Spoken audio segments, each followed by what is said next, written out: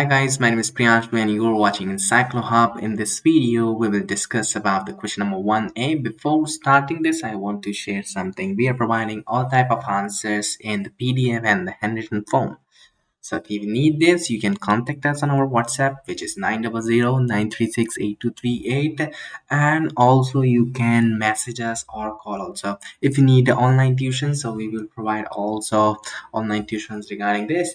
If you are any if you have any doubt regarding studies, you can also contact and you can ask your questions.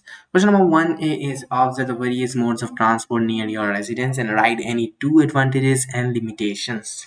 So here the question number 1 is saying, and this is taken from the lesson 5 and so we have prepared all the answers according to the words limits and the lesson wise. So if you need answers, you can contact. Today we will answer provide immediately. Thank you so much for watching. We will meet you soon in the next video.